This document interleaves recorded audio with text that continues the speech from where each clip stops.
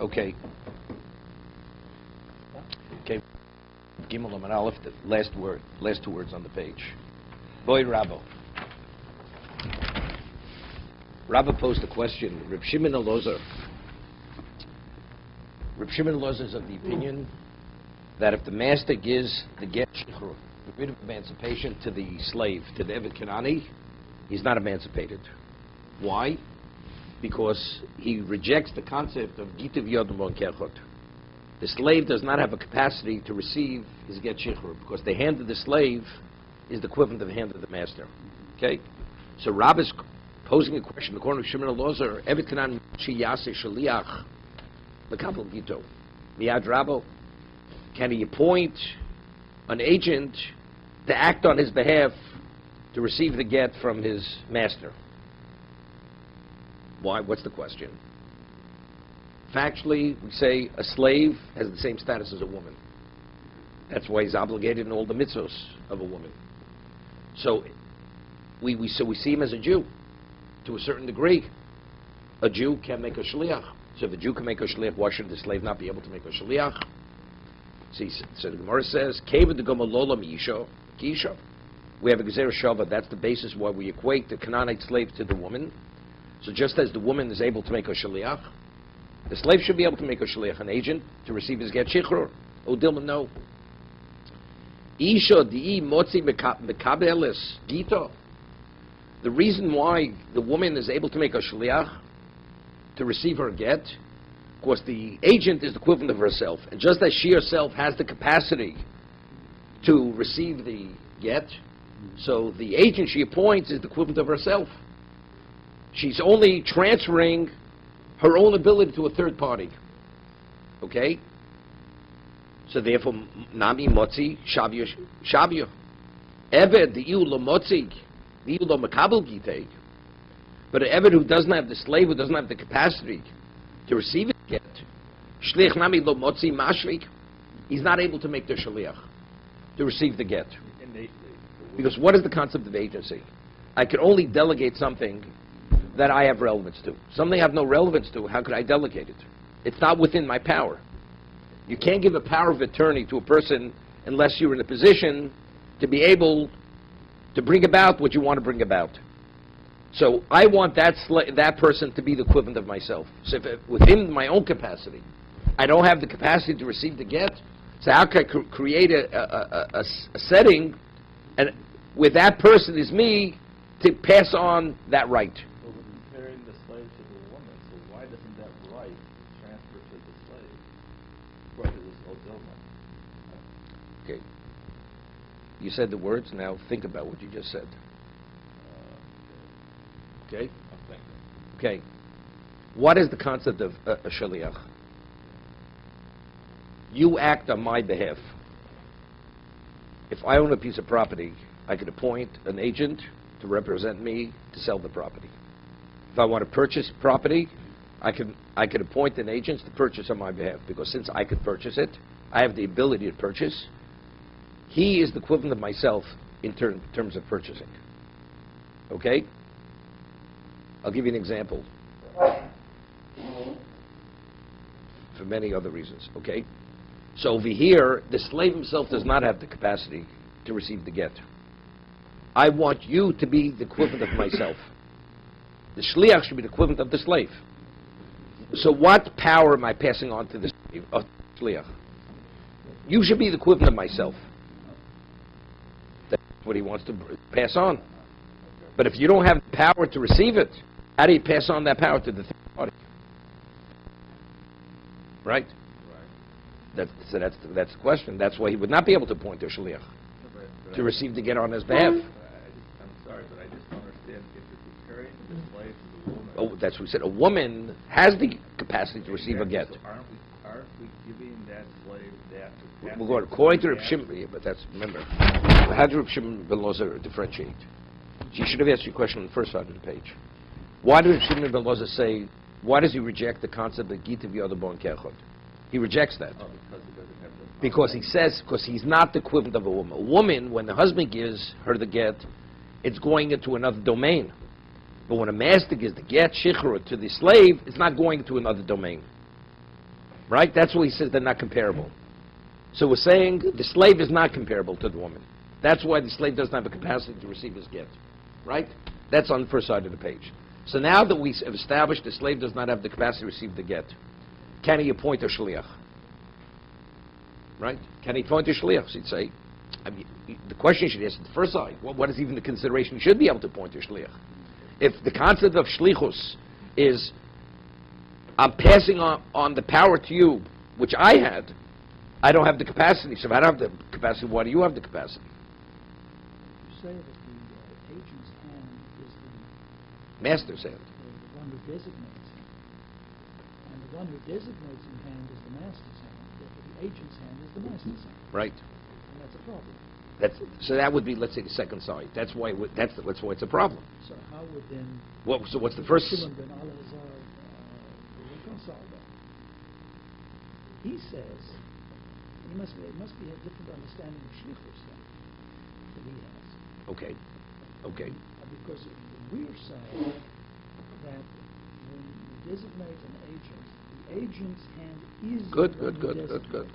And if the one who We're designates going to. There are many is things the have to be master's discussed hand, here. then Many it's- things have to be discussed. I mean, factually, this is in the second parak. The concept of schio. If I do something which is beneficial to a third party, unbeknown to him, my action is attributed to him. Correct? That's the concept of Zochem Amshel B'Fonav.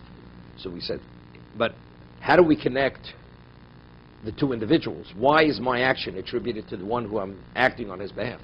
So we said, I'm the equivalent of a shliach. But it's not so simple. There's an opinion that says, Schia lav mitam shlichus. Schia has nothing to do with shliach. The Torah says when one person does something which is beneficial to another party, his action is attributed to another party, although you're not a shliach. That's what the Torah says. Where do we learn it from? We learn it says that Yeshua divided the land among the 12 tribes. And not only did divide the land among the 12 tribes, we have the Nesiim, the princes of each tribe. They divided their...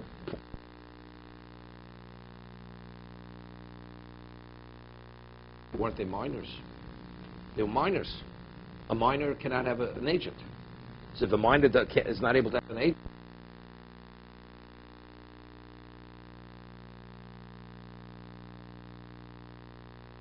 the princes, they represented the minor to acquire it on his behalf, because it was all distributed at the time of the division of the land. So how was it transferred to the minor? So you would say, so we see clearly that schia, the concept of doing it, something which is beneficial to a third party, although the person is not qualified to appoint a shliach, the action, if it's beneficial, could be transferred, the value could be transferred to that person. What? Maybe, because the laws of inheritance, There's no inheritance there. Wasn't inheritance. I thought that the whole thing with the land was inheritance. It goes back to the... It's a question. thing, It's a question. And that's how you... Discussion. Because when it comes to inheritance, it overrides this. No, but it's not all. What about if a person left Egypt and he was a minor? He was a minor when he left Egypt. Also, either if you go back to Egypt or you go, it's a machlokes Gemara. It's a Gemara in Bechoros.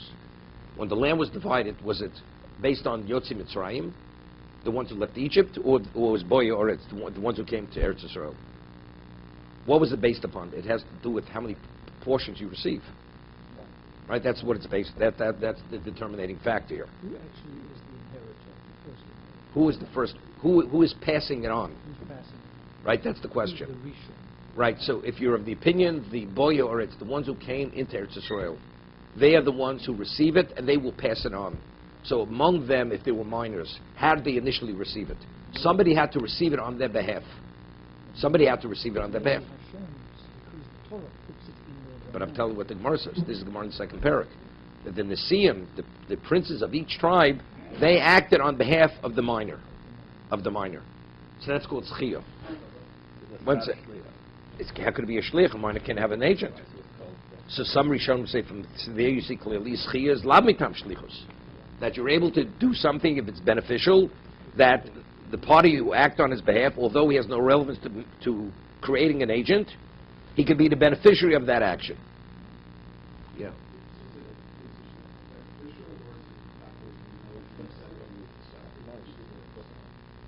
Yeah, but who does the action on his behalf? Does it have to be 100% beneficial? It has to be presumably beneficial.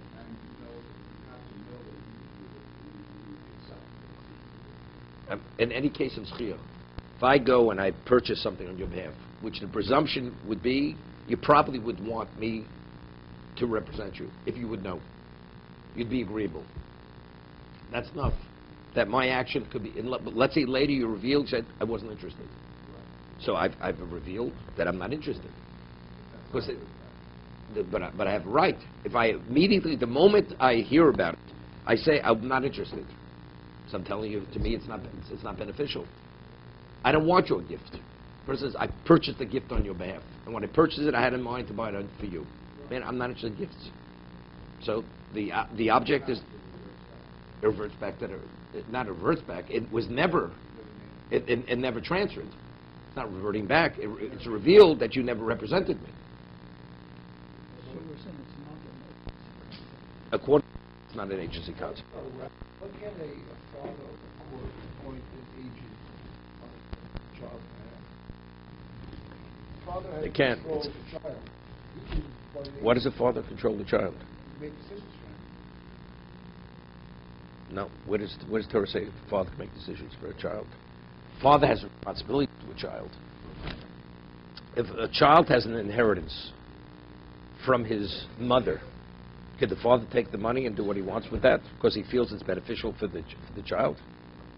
Unless it's actually endorsed by the court, you have to have a court-appointed guardian to do certain things. Otherwise, it's not permitted. I mean, if it's a child, if it's to feed the child, it's one thing. The child has to be fed. So you can take his asset and feed it, but let's say you want to invest the asset. Without the court's permission, you're not permitted. So the court can appoint. But that's hefker bez nefker, but that's hefker bez nefker. It's not shliach. It's called court-appointed guardian. It's called apitropis. Apitropis is a court-appointed guardian. That's what an apitropis is. And it's hefker bez nefker. That's what it's based upon. Just as they're able to condemn money and transfer money, whatever they choose, the same. That's the process of the court-appointed guardian. The father could cancel a child's neder. The daughters. A daughter. Firstly, he has to be a semi-adult. The woman, if she makes a neder when she's 6 years old, means nothing. Right. Right? So you don't have to cancel it. It has no halachic value. Okay, so why can't he cancel a slur's neder? She's 12 years.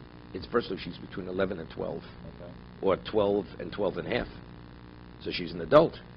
Father could nullify a daughter's neder when she's an adult, as long as she did not reach full maturity. Right? And what's the reason that he doesn't? He's able to marry her off. No, he does control a daughter, not a boy, not a son. Okay. Father does not control a son. A father has obligations to a son. He has to teach him Torah. He has obligations. But he cannot control a son in terms of taking something that's a son and transferring it elsewhere. He doesn't have that right.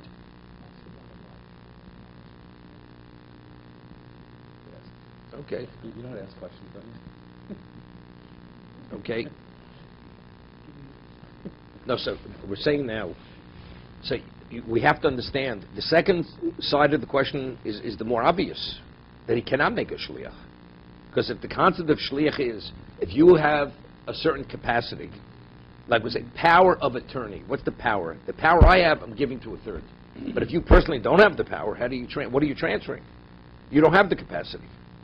So what's the first side of the question? Since Lola Misha, as a woman, could appoint a shliach, you could appoint a shliach. And we'll see. We'll get back to the first side of the question. What's the age of child that makes a 13. 13? Before 13, he cannot appoint a shliach. And the father can't appoint a shliach on son's behalf? Son No. can do a transaction? No, cannot. Cannot. Under 13 can't do a transaction? Rabbinically. But Age, rabbinically, it's based hefker bez the hefker when he's 10 years old. Let's say he goes to the store and wants to buy something. Is the acquisition, the storekeeper says, I can't sell it to you because I can't, what you give me means nothing, what I give you means nothing. Right? So rabbinically, from a certain age going forward, rabbinically, his purchase is a purchase. But let's say to transact property, to do a commercial transaction. A minor's transaction is not a valid transaction. Okay. So, there it says to the 70-year-old son, go to the store and buy some milk for us, some sugar. Only rabbinically. That's the reason why it's an acquisition. Otherwise, it's not. Remind us that's the frozen. That's hefker based on hefker, based on hefker. How would a minor invest in property?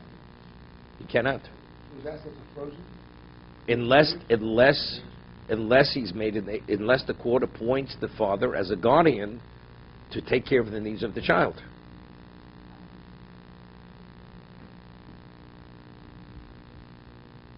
Okay.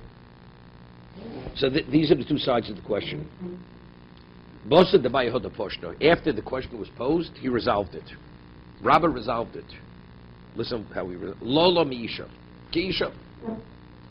Based on the Gzeir Shava, he's exact like the woman.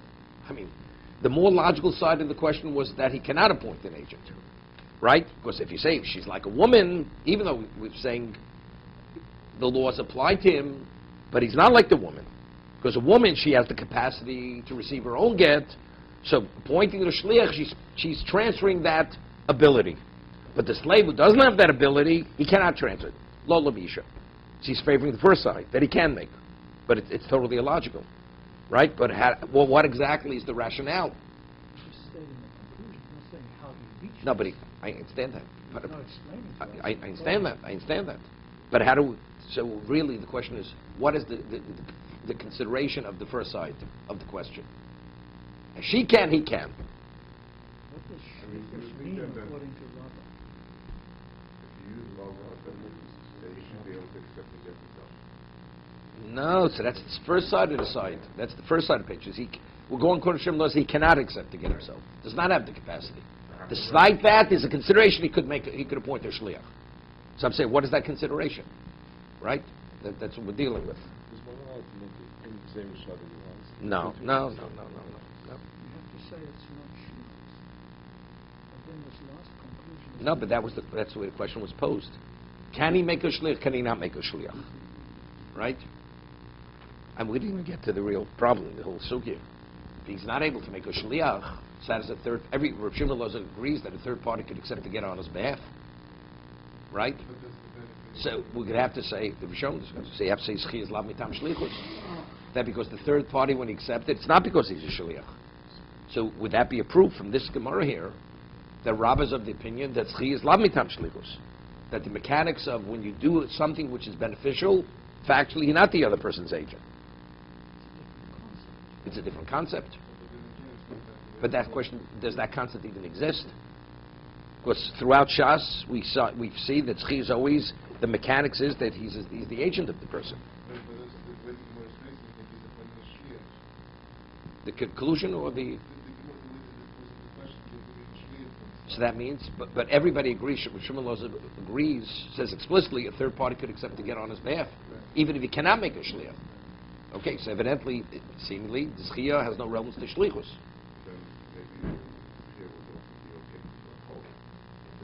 No. No, but the source is the Gemara in the second parak, the dividing up of the land. Without that Gemara, without those psukim, there's nothing to talk about. It must be a schus. Within that context, it works. If it's a chov, which is not that context, it doesn't work. Okay, that's the source. I recall, and I'm not exactly, my memory is fuzzy, but I recall that there was a discussion about the mechanics of shlichus. One side of it is, your hand is mine. When I designate somebody, his hand is mine. That's how we've been discussing. But there's another concept of shlichus, and that is, your hand is not my hand. I'm just giving you the power to act on my behalf. What you're talking about is what we've discussed many times. Machlokes the Rambam, the Tur. If a person appoints an agent to give a get, subsequently before the get is given, he becomes incompetent on a Torah level. On a Torah level, if the agent writes the get and gives the get, is it a valid get? The husband becomes a shota. So he's an agent. But now the question is, could he function as an agent on behalf of the person who himself became incompetent? It's Machlokes the Rambam in the Tur. The Rambam says if he gives the get, it's a valid get. The Tur says on a Torah level, it's not a valid get. So the way it's explained, the Rambam's of the opinion that when you appoint an agent, the agent is the equivalent of the husband. So why is the husband non-functional? Because he's incompetent. So if the agent is the husband and the agent is competent, so he could give the get. But if we see the agent only as an extension of the husband, so if the husband becomes non-functional, the agent can't function on behalf of because he's not independent of the, but it has no relevance to this discussion. Because here we're talking about power of attorney. There, when the husband transferred the right, he was fully capable of executing the get. So that was transferred. Once it's transferred, now it becomes incompetent, it becomes irrelevant. That case. In our situation, we're speaking about initially, the slave never had the capacity to receive his own get. So he never had the power to transfer. You understand? That's the difference between that case and our case, which we're discussing here.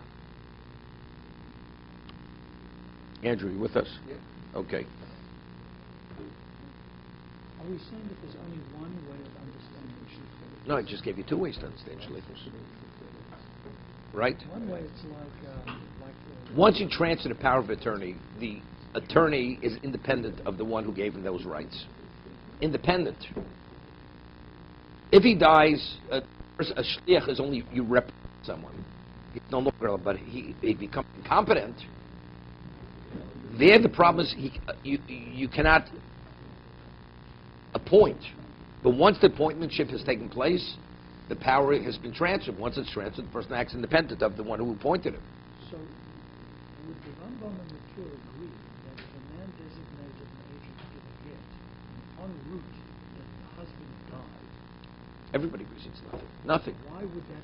Because an agent represents a person. We said he's independent, according to the Rambam. No, but he's still independent to act on behalf of the one who appointed him. He's the equivalent of the husband, but you're still you're representing someone. There's nobody to represent because the person died. It's also they're no longer married before it gets. That's a separate. I'm not even going there. That also. Let's understood that part. Yeah. But with respect to anything, if a man designates someone to act on his behalf and en route the man dies, Because you're not representing anyone any longer. And shlichus. That ends the shlichus. A shlich means you're an agent. Agent means you're representing someone. If that someone no longer exists, you're representing nobody today. Therefore, you can't be an agent regardless of when you do represent, what is your power? it's not like shooting an arrow. Once it's gone, I can't retrieve it no matter what. Correct. Let's say a person shoots an arrow, and before it hits its target, the man has a heart attack and dies, and it takes a life after he dies. That action is attributed to the man. It's as if he committed murder before he died. Right. Because that was the power of the person which took his life, even afterwards. But the concept of agent means you represent someone. You no longer represent anyone. The man appoint a shaliach and then say, I'll tonight that if I die, then you represent my estate. No. Because the state is no longer your estate. There's no power. Because the moment the person dies, the state transfers out of his domain. To be continued.